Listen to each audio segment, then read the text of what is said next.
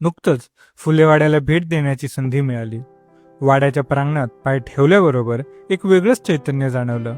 प्रशस्त परिसर, हिरवाई, शहराच्या गिचमिडीपासून बाहेर, अक्षरशः काळाची वारी करून जुन्या काळात आल्यासारखं वाटलं.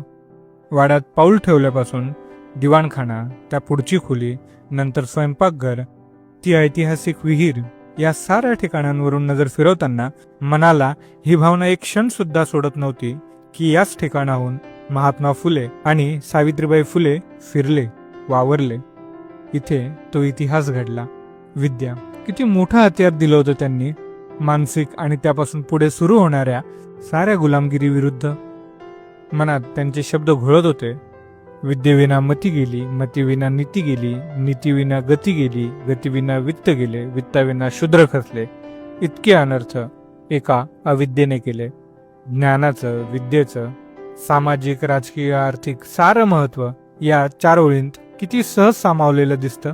हा विचार करताना आपसुकच CJPच्या स्कूल ठीक करो अभियानाच्या निमित्ताने समोर आलेली सरकारी शाळांची दयनीय स्थिती ध्यानी आली. मनात आलं, नागरिकांना सामाजिक, राजकीय आणि आर्थिक गुलामगिरीत ठेवण्यासाठी दर्जेदार शिक्षणापासून वंचित ठेवण्यापेक्षा खरंच दुसरं साधन नाही.